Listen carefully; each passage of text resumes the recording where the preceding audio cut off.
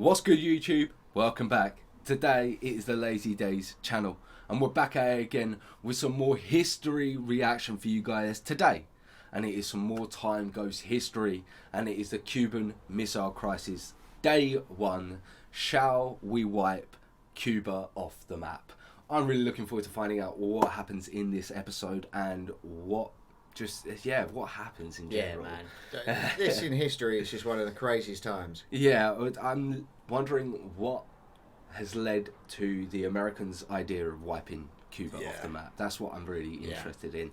If you guys haven't already, head over to TimeGhost History channel. They make some amazing content educating people about these sort of subjects. And if you're enjoying our content, then like, comment, subscribe, hit that notification bell. But we are going to jump straight into this one. Let's do this.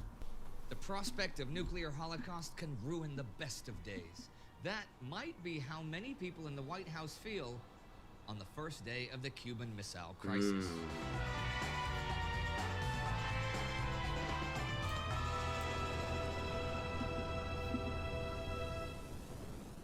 I'm Indy Nidell. This is TimeGhost and the Cuban Missile Crisis. The weather is foggy in Washington, D.C. on the morning of Tuesday, October 16, 1962. As the morning progresses, there's a drizzle of rain, but in the afternoon and evening it becomes a warm, sunny autumn day.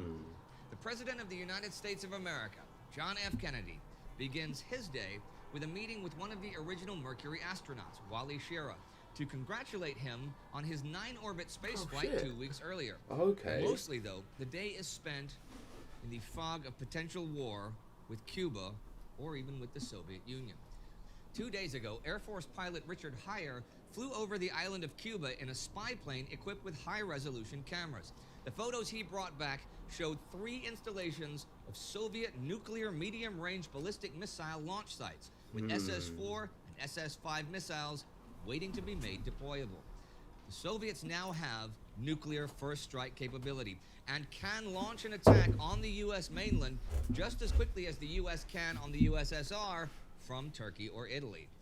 The CIA reported this to McGeorge Bundy, the president's national security advisor, last night. Bundy tells Kennedy the news this morning at 8:45 and is now assembling the committee that will deal with the impending crisis. This group is the Executive Committee of the National Security Council, EXCOM for short. Over the coming 13 days, their deliberations and actions will hold the fate of humanity in their hands. Unknown to the members of EXCOM, though, the president... The fate of humanity at the hands of men at a table.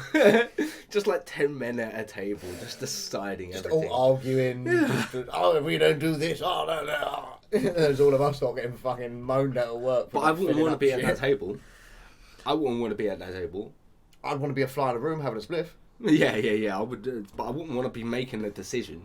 No, half of them probably don't make decisions. They're already probably just sitting around the table, just yelling like they're doing Parliament. Here, and then it's like, there you go, there's 30 grand. Now in 2020, when the content of their meetings has been declassified, it gives us unprecedented documentation as to how this crisis was handled on the American side. EXCOM was created during the Berlin crisis in 1961, specifically to avoid the mistakes that had been made during the disastrous Bay of Pigs invasion earlier that same year. The decisions during that crisis had turned out, though, to be a textbook example of groupthink, the practice of thinking or making decisions as a group in a way that discourages creativity or individual responsibility. Let's have a look at the main members of EXCOM and see where they stand before the first meeting. Okay. John F. Kennedy won the presidency after campaigning on making America stronger than the Soviet Union in nuclear weapons, closing the missile gap that assumed that the Soviets were ahead, although JFK was well aware that the missile gap was a myth and that America was actually already much stronger than the Soviet Union in terms of missiles. Vice President Lyndon B. Johnson supported Kennedy's bluff in order to make the ticket look hard on communism, something their Republican opponent Richard Nixon had accused them of not being capable of. Secretary of State Dean Rusk is in favor of diplomatic solutions and a limited rapprochement with the Soviets. Secretary of the Treasury C. Douglas Dillon is a deeply anti-communist Republican businessman and longtime supporter of a hard line against the Soviets. Secretary of Defense Robert McNamara has been alternating between calls for a rapprochement and harder actions against the Soviets for the past year and a half. Attorney General Robert F. Kennedy, the president's brother, leads efforts to maintain a dialogue with the Soviets and has direct personal contacts with Russian operatives, but he is a hardliner on Cuba. Right. Okay. Only 2 weeks ago, on October 4th, he was made the unofficial chairman of Operation Mongoose, a covert CIA-led initiative to support an overthrow of Cuban leader Fidel Castro, or possibly even prepare for another Cuba invasion. National Security Advisor McGeorge Bundy is an ex-Navy man and a staunch advocate for a hard line against the Soviets. Director of the CIA, John McCone, was the first one to suspect a military buildup on Cuba earlier this summer. McCone is a longtime supporter of military action against Cuba and an advocate of increasing the nuclear advantage against the Soviets. U.S. Army Chairman of the Joint Chiefs of Staff, General Maxwell D. Taylor, is a self-described twofold hawk from start to finish. The Joint Chiefs whom he represents are also deeply suspicious of the Kennedy brothers. Oh, okay. Shortly after 11 Interesting. a.m., October 16th, XCOM meets about Cuba for the first time. Secretary Rusk opens with a briefing on the situation.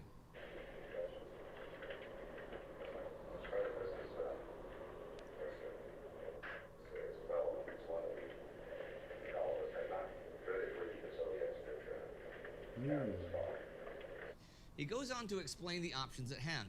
First, he points out the possibility of eliminating the missile bases and even notes that this could, theoretically, involve the total destruction of Cuba.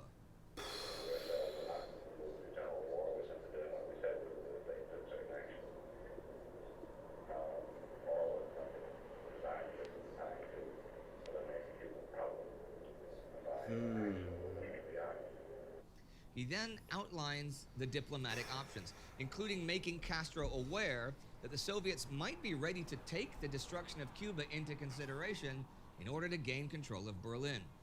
This is something Soviet Foreign Minister Andrei Gromyko had intimated to the press a few weeks back. In hindsight, we have multiple sources indicating that this may have been part of a ruse by the Soviets to divert attention from Cuba to Berlin and give them time to build up the secret missile sites without American interference. First Deputy Premier of the Soviet Union, Anastas Mikoyan, will tell Fidel Castro and the Cuban leadership on November 4th, "We let the Americans know that we wanted to solve the question of Berlin in the nearest future. This was done in order to distract their attention away from Cuba. So we used a diversionary maneuver. In reality, we had no intention of resolving the Berlin question at that time. The real reason for the missiles in Cuba is to even out the first nuclear strike capability created by the U.S. missile sites in Turkey. Secretary Rusk and CIA Director McCone seem to understand this full well." About why the Soviets are doing this, McCone suggested some weeks ago that Okay. they have in mind is that he knows that we have a substantial nuclear superiority, but he also knows that we don't really live under fear of his nuclear weapons to the extent that he has to live under fear of ours. Also, we have weapons nearby in Turkey and places like that. The president immediately assesses the situation.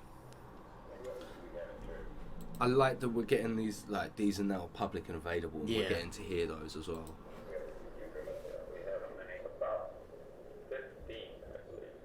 Everyone agrees that the Cuban missile sites have to be eliminated, but how? General Taylor is for surprise.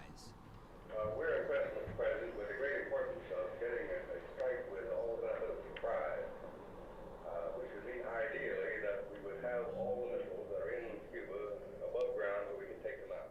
He wants to mobilize forces along the Atlantic coast, gather more intelligence, and then take out the missiles. While the mobilization is in progress, he will assess the possibility of invasion, but also suggests a blockade to stop further missiles from coming in.